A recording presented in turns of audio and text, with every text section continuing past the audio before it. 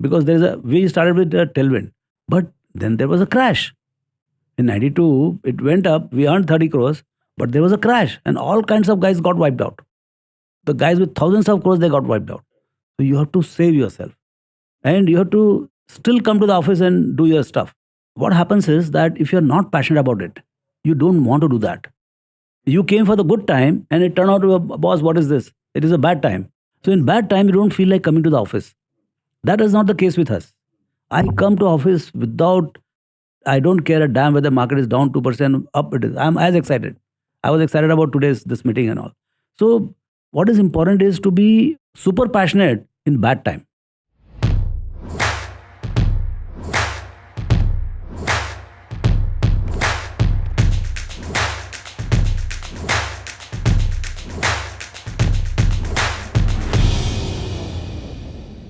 Welcome to the Blume Podcast featuring Mr. Raamdeo Agrawal, Chairman and co-founder of Motilal Oswal Financial Services, one of India's leading financial services firms. A first-generation entrepreneur, Mr. Agrawal co-founded Motilal Oswal in 1987 at a time when India was still under the license Raj. Since then, he has grown the company into one of the most respected names in India's financial services industry. Through the years, he's had a front row seat to the evolution of financial markets and the industry in India, played a leading role in shaping the financial services industry. He's known for his astute investment philosophy, which has helped him identify some of India's most successful companies well before they became household names. His philosophy of investment remains long-term and seeing returns compounded, and that's why we love to have him as a guest on our show. Welcome to the show, Mr. Agrawal.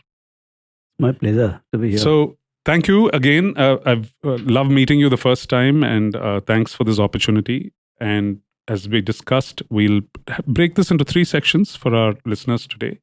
Would love to hear parts of the Motilal story itself, because, as you rightly said, it's a startup in its own destiny from the 80s. And then, I think it's a tough time in India. As much as there is optimism, there's a little bit of skepticism in the startup world today. Valuations have come to a halt, capital has come to a pause. So would love to instill a little bit of optimism on where we think India is going over the next 25 years. And as I might have mentioned to you, our theme for this year's storytell to our audiences is the power of compounding. And who better to have those answers from than you. So shall we get started? So at Blume, we continue to find these really early stage startups, and we try to figure out what is the dynamic between the co-founder and to see whether ye shadi, ye rishta will continue. Or are we simply backing 2 people who have come together for convenience? Pitch karne ke liye aaye hain, right? And you started Motilal Oswal with Mr. Motilal Oswal, right? You decided to name the firm after him. So it'll be great to know, how did that meeting happen? It's often been told in the markets, and why? How were you different from each other? How were you complementing each other? What made you be great co-founders? It's really like going back to 87, 86. So let me give my background a little bit so that will connect Sure. better. So I'm actually farmer's son from Chhattisgarh, Raipur, Chhattisgarh. Okay. We still till land at home. Oh. Yeah. So proper farming kind of family. And so you can imagine how much stock market knowledge would be there. And that too in Raipur. That's So right. I grew up in a village where there was no electricity, no pakka road. So it was proper Indian village, what you see in 60s or 70s of Indian movies. I came to Raipur for formal education after 5th, and then I came to Nagpur to do BCom in English medium. Okay. Then the steep journey started, and then came to, I barely passed BCom in English medium. I was very good in accounts. Came to Mumbai to do CA. It was again a painful journey because I failed 4 times in intermediate. A lot of learnings happened while doing CA. 4 times I failed, and the reason I failed was my handwriting was bad. Wow. Very bad. So I was not able to read what I have written. So I changed my handwriting. I went to pre-KG kind of things, zero, slant, full stop, those stuff. It's an amazing story. I did the age of 24, and then I had beautiful handwriting. Again, I failed because I couldn't complete the paper with beautiful handwriting. There was no speed. So next time 6 months I did speed writing with a good handwriting, and then no looking back. Amazing. Even intermediate, final, everything just went through smooth. And that gave me a lot of confidence. I became CA in 83. By that time, I had fallen in love with stock market in Mumbai by doing audits of Century Textile, Premium Automobile, all sorts of companies listed. And I was a good reader.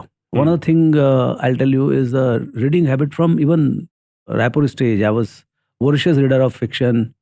And when I came to Mumbai, the circulation library was there. So I used to read a lot of high finance fiction. High finance in fiction itself. Like a $1 billion show thing in 80s, Silver Bear, Money Changers. So those kind of stuff I started reading, and that started shaping my mind. I didn't know where was America, what it meant, but the large things, I mean, away from my own economic reality, which is Understood. So that's how I completed my CA, and then I said, now real time has come to figure out when you do CA. Yeah. You get to see huge numbers, in the companies which you audit, banks you audit. That's correct. So again, unreal, but that's what we did. Yes. Then you come real life. Again, you are back to pavilion. This is that there is nothing in pocket and huge dreams. You want to make life in Mumbai, make a success. So then I said, stock market is the only way I can make it. But I didn't know from where to start. I had no clue. And I was doing research. I was voracious reader of balance sheet. One opening happened for one equity research. It was not that common as it is today. That's right. So I was the only applicant. I went with my own collection of 200 balance sheets to that job. Oh, wow. Okay, $3,000 per month. I worked for 2 years, wrote a book, and I used to work 10 to 12 hours. That was the biggest learning point. And then I met Moti. So it so happened that I was living in Lokhandwala complex. It was just coming up. It was a brand new outfit. And roads were not proper, communication was not proper. So finding that connect between the Andheri station and that was difficult. So I had a bike.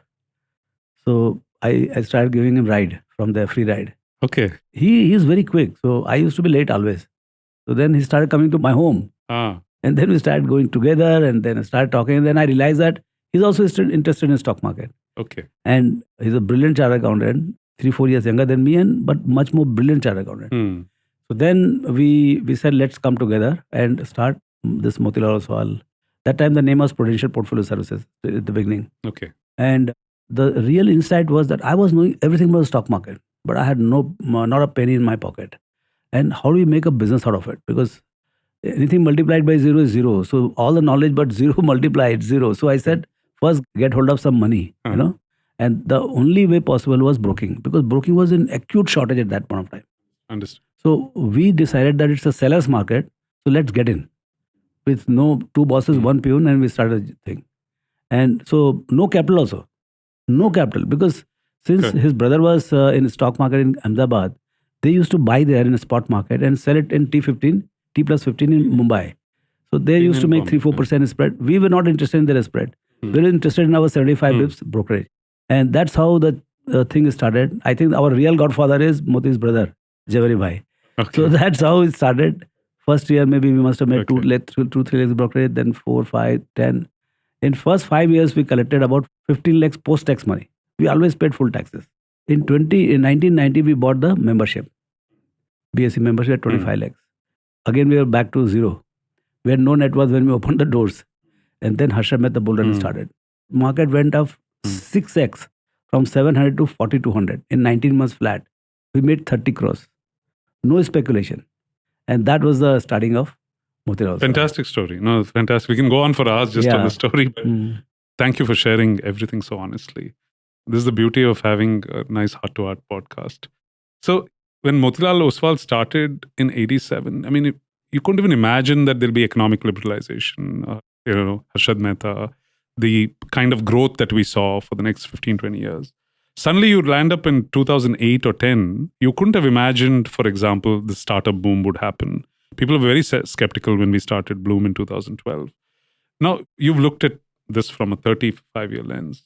From what little you see of founders and people you meet, compared to when you started and what those backgrounds that you came from, what do you sense today in the younger entrepreneurs? What do you think has changed in terms of ambition? How are they wired? Are they doing all the right things? Are they thinking about it the right way? Any impressions? It's a different world altogether. In fact, I tried to fund 1 or 2 of them, without much success. So, one of the things is that this culture of making losses and, the loss funding, of the initial 4-5 years, or maybe forever. You never know.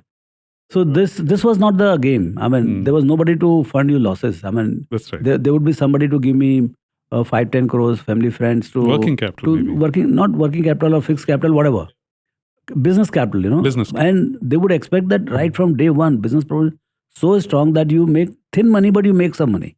There's no negative spiral. Yeah. Later on, once you start and then it goes spiral, you die out. That's a different thing. Yeah. But to start with, you don't make a business model with the losses. I mean, that was not the culture in 87. That's right. So There was no venture capitalism. Yeah, back there was then. no venture capital kind of thing.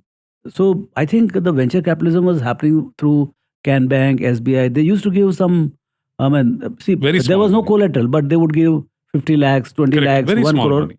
They will also try to find some debtors as the collateral, some receivables as the collateral or something like that. But they would expect the companies to make money. That was a culture of a startup which was very small in 80s, 90s, and also I think this Facebook and all these digital companies, this post in this century, I mean, this all came from US in the sense that Correct. the startup culture was always there in US. That's right. But startup with a strong loss machine to start with, because it's not that it's a bad thing or anything like that, but just the accounting is different. Yes. There's no balance sheet item. It's all P&L. Yeah. Whatever you do, customer acquisition and all that, all gets debited in the P&L. Yeah. Otherwise, if you set up a paper plant, you set up a steel plant, the whole capital cost goes in the balance sheet. That's correct. Your P&L remains thin and looks nice. Whereas here, everything is just stuffed into P&L. So I think accounting standards needs to change with this. I mean, they have not actually moved forward. Yeah. They have to find some way of changing. With the change of time, the accounting should have progressed, but it has not changed. And that's a confusion. We all come from the old mindset Yeah. because accounting standards declare whatever they declare. Yeah. And so there's a lot of confusion. So 2 quick points. I think initially when venture was started in the US, it was to fundamentally fund commercialization of cutting edge technology, like semiconductors and personal computers, which people, if a model didn't exist, you were taking high risk whether it'll ever get adopted. So there's no question of making profits in the short term. And that somebody had to fund, and an industry slowly got built. And the confidence kept growing. What has happened is because technology becomes so pervasive, every business looks like it can be engineered faster. So आप अगर shampoo बनाते थे, now they say D2C shampoo brand can grow 10 times faster. There's no basis for it. So what's happened is the risk-taking appetite has increased and artificially has bloated those losses. Now the question is, are we accountable for eventually converting them to profitability? Yes. Even if Facebook turned profitable before going public. I think it is the stock market which just spoiled them. What you said is right. Yeah. To bring the high tech into the action, they funded it with a laudable objective, Yeah. because the risk levels were very high. Yeah. Mortality was very high. Yeah. But more recently, it was the greed of the stock market. Yeah. I mean, when the Facebook and all these bigger ones, they started flying. Yeah. More probably post 2008, post the GFC, GFC, when it started recovering and internet actually became pervasive with it coming on the phones. It just opened up. I mean, you had 6 billion consumers Correct. with a hand. Correct. And that changed a lot of things. Some of the things were right things. And some of particularly the stock market, what they did, that was absolutely wrong. And everybody wants to have a startup in their portfolio, which might be mini Facebook, So I think every bad thing starts with something good. And that's what really happened. It started with a good idea of funding losses for aspirational technology or completely new ideas. That's right. But now, actually, old ideas are also funded with the losses. The kids started coming into this startup fold, to harness valuation rather than driven by semiconductor or they want to bring new technology. This thing, we like Motilal Oswal, we didn't start for valuation. We started to make few lakhs rupees so that we can justify to our parents that why I'm not doing a job, but I can earn more than that. Yeah, that was the whole idea. We never thought that we'll ever get listed. So 2 related questions, quick answers. One is, therefore, what advice to young founders, right? There are lots listening to this. There are lots who want to start, want to do it for the right reasons, but they're swayed by the market maya. No, but the word you used is right reasons, Right reason can never be for the valuations. Eventually, it may lead to economic prosperity and valuation, but you have to be driven by that concept. whatever be the purpose, whatever be the problem statement, or whatever is it. Like I was mad after the stock market. I would have been a clerk, whatever, but I would have been in stock market. So that kind of drive. Yeah. So like if you look at even Facebook, whatever that movies and all, they were nuts about what they were doing. Absolutely. I don't think they were aware that they'll hit billions and trillions. No, that was not the idea. Correct. So It can't be I the think- motivation. Yeah. So that motivation, the drive, the passion, the purpose should drive you. And so the sort of related question is, do you think after having gone through that passion, so which I'm already jumping 2 levels ahead, but I will go there later.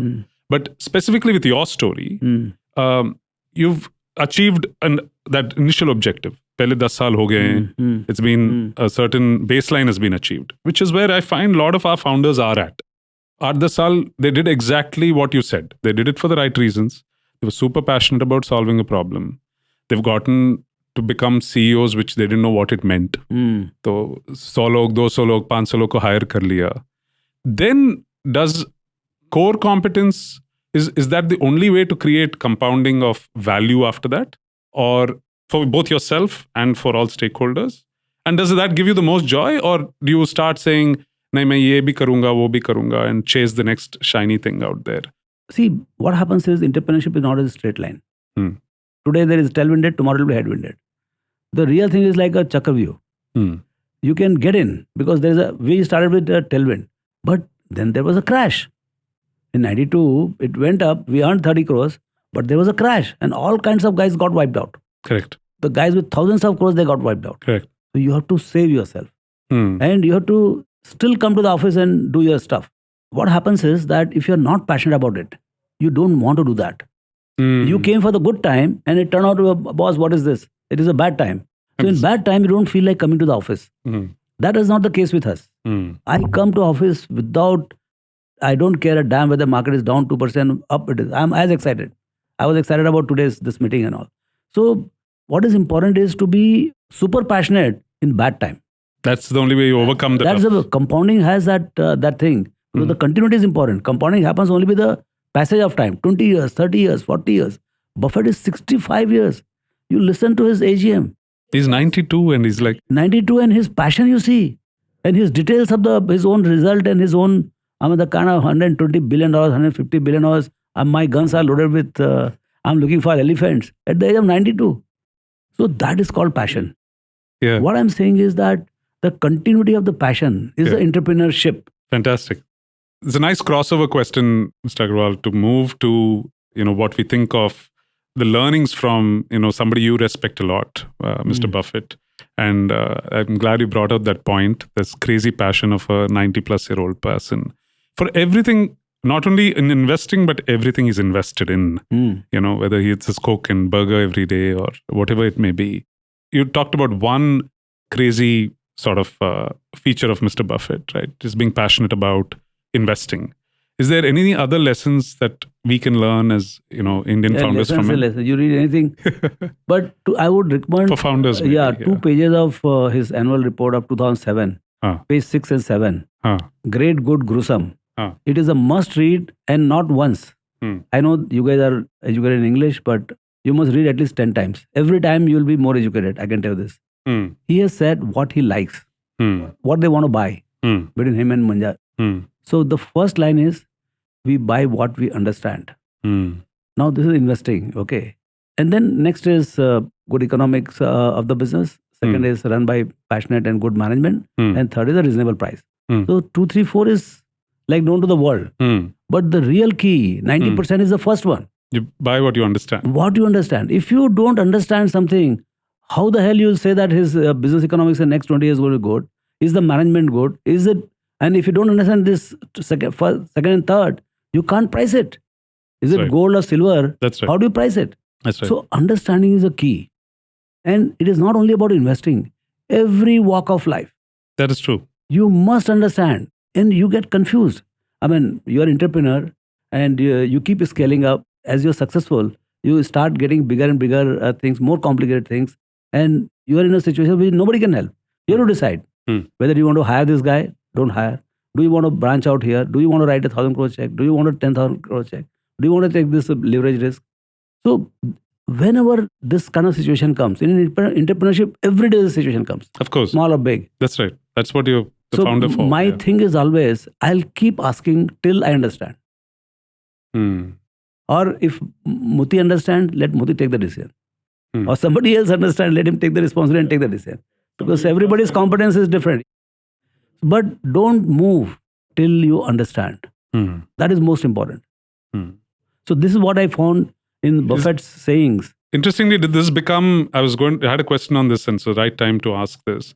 Did this become the foundation for your QGLP framework, which you talk about in Yeah, Motilal? QGLP is nothing but this only, this four It lines. seems like exactly Yeah, this, right? this four lines. Quality, Yeah. growth, Just the longevity, G and is part of their quality, yeah, which we have kind of a split. yeah, So Q is quality of business, quality of management, G is for growth, yeah. and L for longevity. So G and L, I think it's more silent in there, but they practice it. And then the price.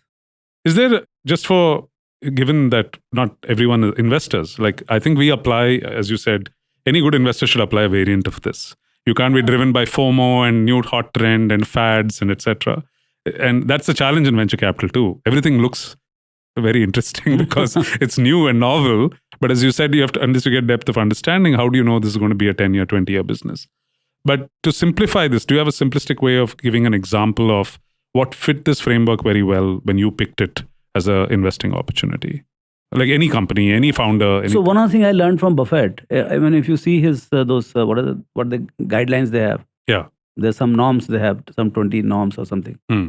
So in that, one of the things is the kind of companies they look at it is that the company is making at least $10 million profit delivered. See, because he says that, I don't know, if I go to Harvard in this class of 100 or 200, I can't figure out who is going to make it. Who's good to Yeah, I mean, whom should I bet? Who is going to be the best? Yeah. So like that in businesses, there are multiple businesses. Mortality rate in the first 10 years is almost like 90-95%. That's correct. Okay, so you don't know. I mean, every kid looks very smart. Every business model looks fantastic.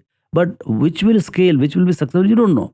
But when you look at $10 million profit, means this guy has already made that profit. So mortality rate beyond that is going to be much lower. Maybe 10%, 20%, but not 50, 60, 70%. His understanding starts happening after that. Otherwise, he doesn't want to apply his mind only. He doesn't want to buy into promotional companies. You know, one of the things about startups, which I learned, I was doing one of the wealth creation studies, is that it is investing in unknown and unknowable. There is a paper written by Harvard professor, investing in unknown and unknowable. Neither the seller knows what is going to be the future, nor the buyer knows what is the future. And yet you are putting a value. You know, I mean, when you say that this venture is today capitalized at $100 million, yes, I'm buying by putting $10 million, I'm buying 10%. So $100 million is capitalized. But the buyer and seller both have no clue. That's right. It's most of our life is that way. Yeah. So the way you win in that game is that by knowing his business better than him. Correct. It's a very valid point. Yeah. Because we emphasize to each one of our colleagues. Yeah. Do you have a market view that is stronger than that of the founder for you to be making this bet in the first place? Because what does a first-time young founder know of the end state of this business? They don't know. If you see the venture companies in US, they are typically very specialized in a very thin genre. That's right. They'll say we are in semiconductors, we are in medical field, we are in this field, we are BFSI. It's beginning to happen finally here, sir. No, but you're that right. is what is happening. They are very specialized. You have to be. In that sense. So that, because they are meeting hundreds and thousands of business models. Yeah. And they have seen a lot of success and failures. They are gray-haired. They have connects here and there. They can call up in lab. They can call up. God knows their network very well. The kid is coming from the school.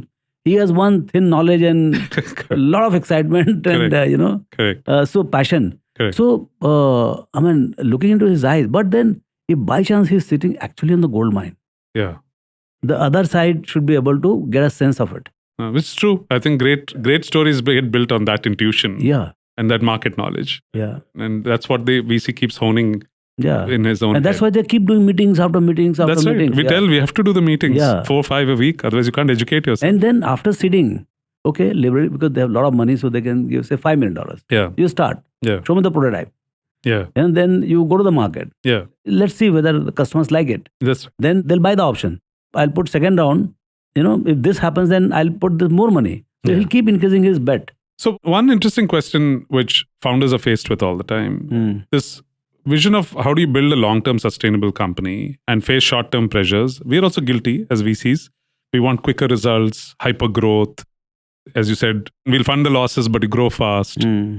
Have you ever faced that as an entrepreneur at Motilal, and how do you contend with it? We were not funded by anybody. We were self-funded. So we had no pressure. Even when you went public, you didn't care about you. There was always balanced, is what you're saying. We never bothered. We never bothered with the stock price. Even today, I don't know what is the stock price because I know I have nothing to do with the stock price. I have to deliver what we are good at, not the stock price, but the net worth or earnings and earnings growth and ROE and those kind of stuff. I mean, business we have to deliver. Is there another company that you respect who's done this very well, balanced like this good growth, not crazy growth, but also thought about how do I build a 30-year organization? So there are many in the market, but as you grew up from your generation, have you seen companies of that? We have seen the entire Indian story. There That's was right. nothing in the sense that in 87 and all, like one of the reason I got into the stock market is that I wanted to be a banker actually. Because during my CA stint, I worked with a lot of banks in the sense that I was a banking audit expert. So I had an ambition to actually become a banker, just blue suit and tie it out, go there and have fun.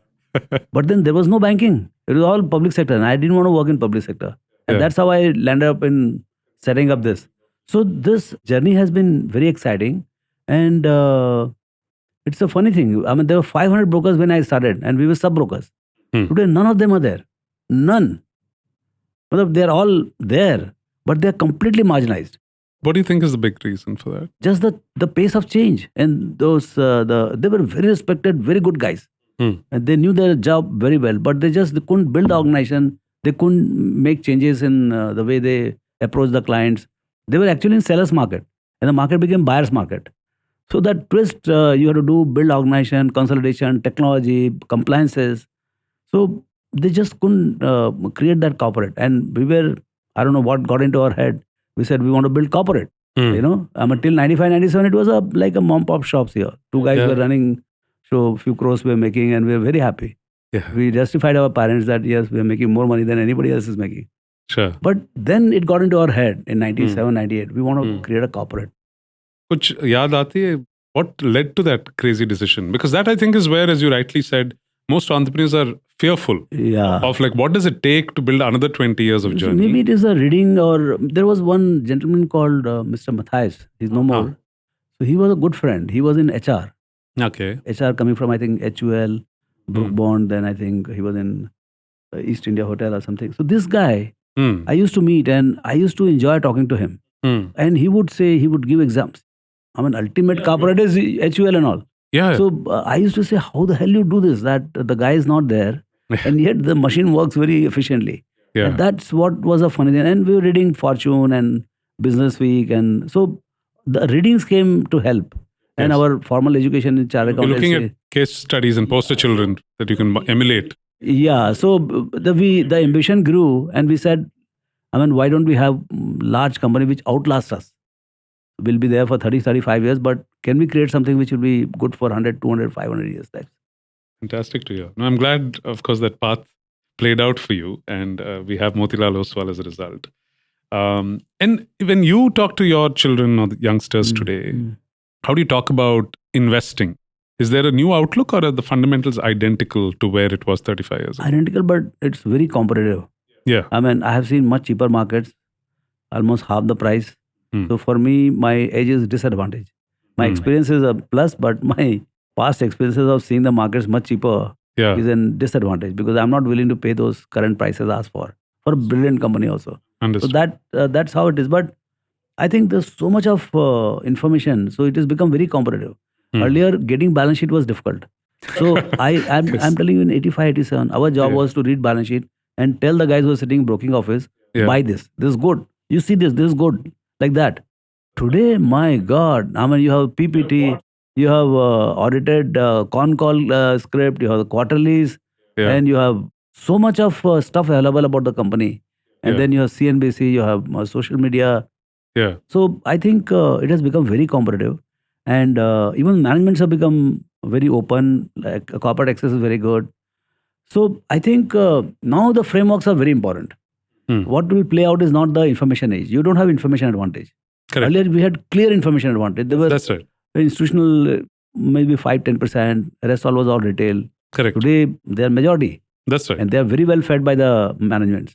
That's right. And they have the power of analysis, fund managers, analysts. Correct. It's now two things: framework and hard work. So the guys who have framework, they only should do hard work. If you do only hard work, I don't think it's going to work. So if you are lucky to have a good framework of investing, so that's 1%. 99% still is hard work, but the journey starts with that 1%. That's what I think. To a young investor, you would say pick an area that you really have a advantage on framework. See, investing is very simple in a way that you have to understand price is what you pay, value is what you get. This is one of the most famous quote of Buffett. In fact, he sells it at $25. I have one up there. Maybe you can Those take a shot. posters. Yeah. Basically, the game is that price everybody knows, value nobody knows. That's a gem of a quote, right? And understanding value, the data is same. Data is available to everybody. But the framework to figure out the value of the company, it is approximately, is nobody wants to go through that.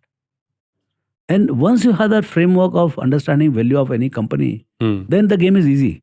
And on India, to wrap this section up, the two things, the positive side, you've talked about, we can look forward to another 25 years of compounded future. Yeah. And of course, there's all sorts of macroeconomic data pointing towards that.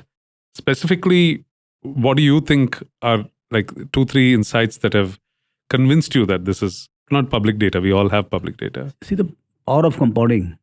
At national level, power of compounding is like huge. Yeah. The whole machine is like compounding machine. Yeah. There are very few countries, like very few enterprises, they scale up.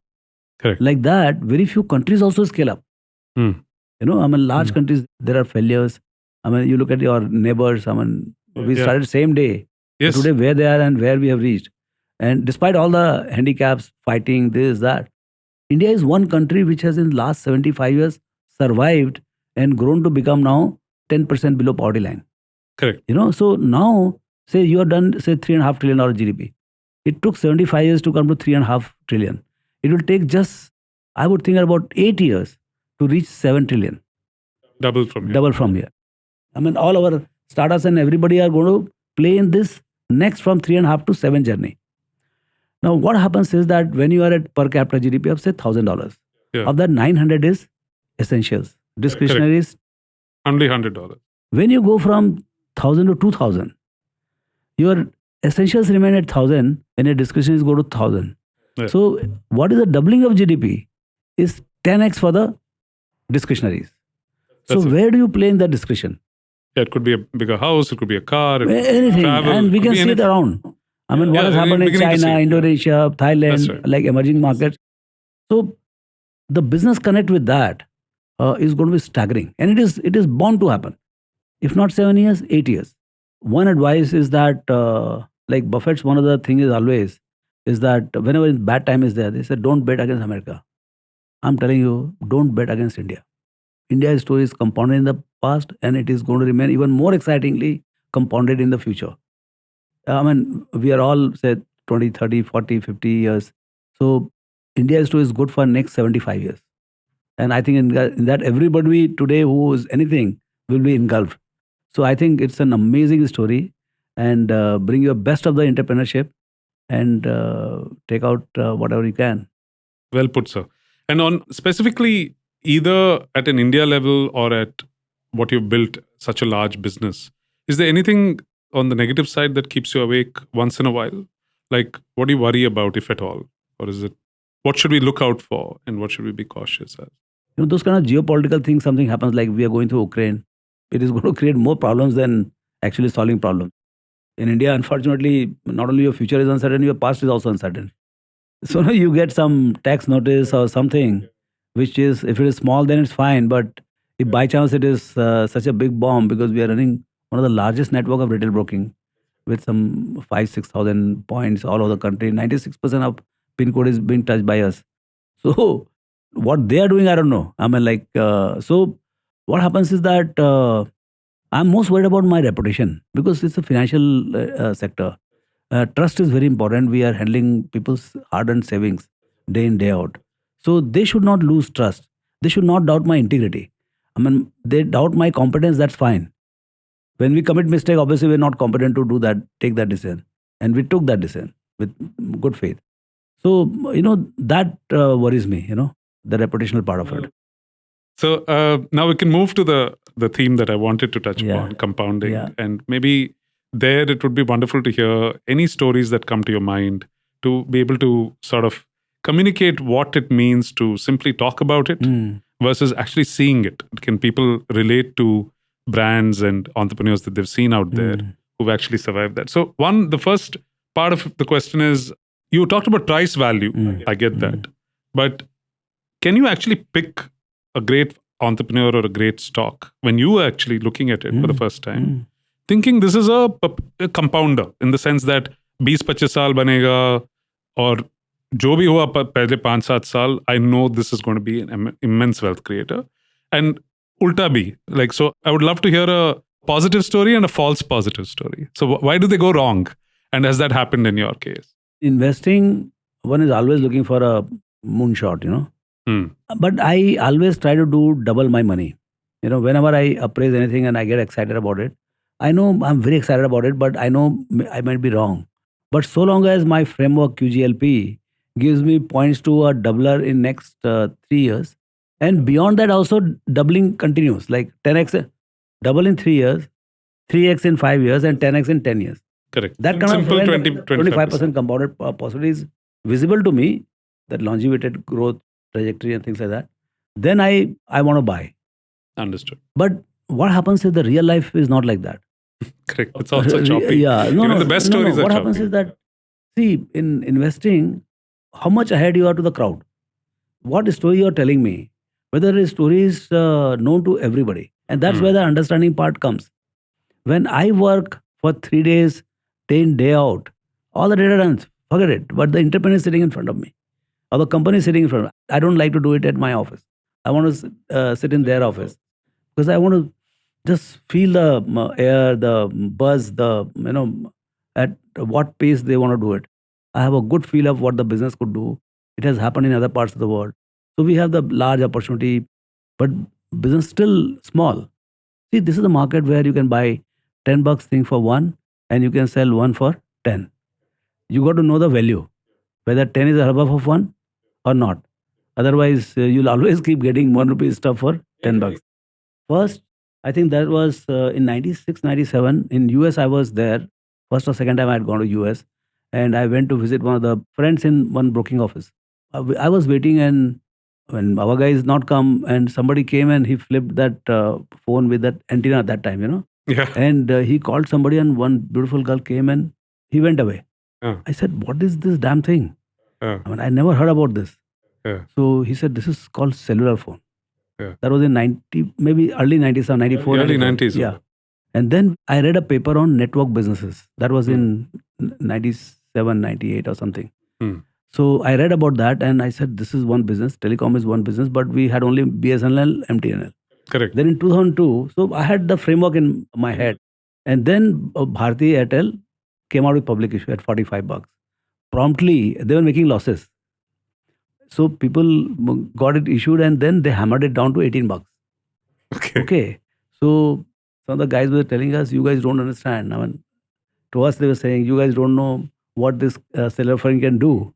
I said, you guys don't understand how the stock market works. So primitive to us in 2002-03 that if you're not making profit, no valuation. Correct. It came down to as low as $20 means 4,000 crores. You could buy entire Bharti Airtel for 4,000 crores. Entire, 100%. So then in 23rd March, I had done my numbers. 23rd January 2003, there was a company con call and they said, we have broken even. I did my numbers. In next 5 years, as per me, this company was to make 28,000 crores. And stock was over 4,000 crores. What do you do? So what happened? I bought at 23.75. By the time it was $30, I was made to sell about 80% of my position. Everybody said that this is not like your type of stock. It's very risky. I sold. Then at 33, I said, you guys don't understand what the hell is this. And bought again. I bought 10x. Oh, wow. Stock went to 90. My analyst went to the Reliance. And from there, he called up as a good wisher. Sir, they will crush this company. I sold half. Stock went to 140. I again went 5x from there. Stock went to 1180. This is just 3 years journey. You go and see the chart. Then happened the scam and whole lot of it. And then kind of reset. yeah, then we sold and I was in fact going to ask you when there's a false negative, yeah, which is what happened here. yeah. Then do you buy back? Do you correct that mistake? And you in the public markets, that advantage you have. You have You can that. keep You have correcting that. this mistake. But what I'm saying is that now this is a much bigger economy. Now it is $3.5 trillion economy. That's right. When we started, it was maybe $100 billion economy. That's In right. 2003, it might have been 200, 300 billion. 200, 300 billion. Yeah. Now you are talking, your playground is 3.5 going to 7. When any good startup will just explode, I'm telling you. Because in US, why it explodes? Because it's a $25 trillion economy. That's and correct. they don't cater to only 25 trillion. They cater to 100 trillion of the global economy. Because They you're go and US. sell elsewhere. Yeah. They build phenomenal global So brands. you need only a successful idea in US. And it will be just multiplier. Now that kind of phenomenon will happen in India. Because we'll not only build for India, which is going to be 7 trillion, but we'll also be building some global companies.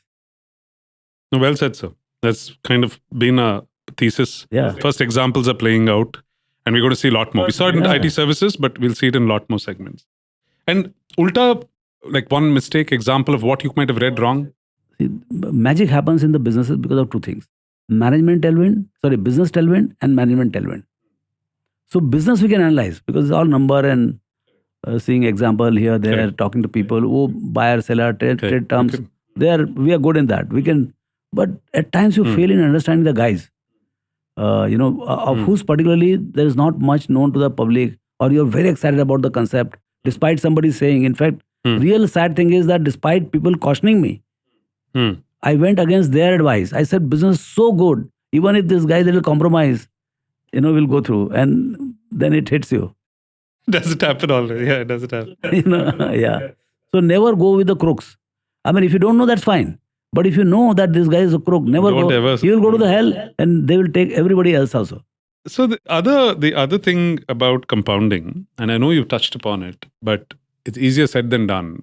You make a decision in your mind as an entrepreneur. कि ये long-term institution banana hai, and it should outlast me. It's a very noble thought. It's not easy. The business has to be sustainable. It has to actually continue to grow, as you said, into the new economy. But that's the appeal of compounding, right? That growing from 3.5 trillion to 7 trillion, you can build 10x the company. How do you get an organization to think that way? Because it's a very different organization from the one you might have built before. अरे is कुछ my- है नहीं भाई. आपके तो कह रहे थे you was running mom and pop at that Yeah. point. So good thing is that when you are very small, you're on the ground floor. The scene is very different. When you become, say, $1 billion company, then view is very different. I can tell you this. You have your net worth, you have networks, you have a lot of senior employees, talented employees. There's a pool of talent. So you have a lot of help. It's not that you are as helpless as when you started. And so don't bother about how to build. When you are at a $10 million, don't bother about how do I go from $1 billion to $2 billion. Don't bother. That's not your subject. That's for the 10th guys. You are in the first standard. So I know running those $1 billion, $1 trillion company, it will be far more complicated. But it is much easier to manage those companies than the small ones. So we have to create competencies to manage what we have in hand. And our competency to create competencies is limited. And that's why we are where we are. And the guys who have reached wherever they are, their competencies to create huge competencies or unlimited competencies is very high. But I think if your ambition is right, your value system is right, you're determined to walk the path, I think it will happen. Any contrarian advice, like all well laid out principles, but is there something unique that you or Motilal ji have come up where you don't necessarily find consensus in the market कि ऐसा करना चाहिए बड़ा company अच्छा company बनाने के लिए, and then you actually have said no, I've built it this way. And I'm just curious if are there any traits of a Motilal Oswal that are unique to you? नहीं, जो समझ में आता करते हैं हम मतलब बहुत आउट ऑफ बुक्स भी काम कर जाते हैं. जैसे 98, 97 में भी नथिंग, मतलब लाइक 2-4 करोड़ का रेवेन्यू रहा होगा, 1-8 करोड़ का प्रॉफिट रहा होगा. तो हमारे दिमाग में सटका कि यार पुल इफेक्ट होगा. कहीं भी आता हूँ कोई जानता ही नहीं मोतीलाल ओसवाल को. Oh, the brand wasn't very well known. Not at all. Nobody was aware. So we hired a marketing manager. And he started giving us lessons. And myself and Moti, we used to sit half day with him once or twice in a week. How to you have to learn. Yeah, as you have to said. learn. We didn't know marketing. A lot of books we read, but we didn't know how to do it ourselves. Yeah. So this guy, Jagdeep Kapoor from Samsika, he helped us. Yeah, he was very popular in Bombay back so then. we were one of the early clients, very early clients of his. He must have used you as a case study for decades. I don't know, but he's a lovely guy. He's a lovely guy. I met him once. So we started writing wealth creation thoughts of Buffett's in economic times. And how big? 1 inch by 1 column or 2 inch by 1 column, something like that. So you have to fix. So he said, you got to have positioning. I said, what is positioning? He said, you got to be, somebody should call you what? I said, we are stockbrokers. So I said, we are research-based stockbroker. So he said, world-class research broker. Lovely to hear these. So we used to write world-class research broker, Motilal Oswal, and the wealth creation thought. And I used to fit the entire quote of Buffett in 13 words. I used to do Pressy, and so every Monday morning, the front page, in fact, that column was started by us. Just below that index and all, we will buy 2 or 3 inches and put that. So that's how you have to build. Now you see all over airports and CNBC, but that's the magnified version of what we started that time. Great stories. So one parting sort of question. I think we're at a cusp of trying to educate the startup ecosystem on how to build these compounded long-term stories. And we're trying to, at least at Blume's level, and now I think most of the industry is following suit, it's not like aap bazaar mein jaake you can exit. Like bazaar mein matlab literally you go to a window and there's a counter open for quote unquote exit. But everybody's invested time, money with the idea of getting returns back. And therefore, if you don't go to the public markets or think of that as the most obvious exit, and if you don't build compounded stories beyond that, because nobody wants a public company which gets sold the next morning. So they want the promise of 10-15 saal, 20 saal, kyun rahega ye company? So everyone's asking those tough questions. And did your life change post going public? You've seen hundreds of public companies. Why are young entrepreneurs so scared of going public? And what's your advice to them? What changes and why should they be worried or not? And they must understand what is stock market.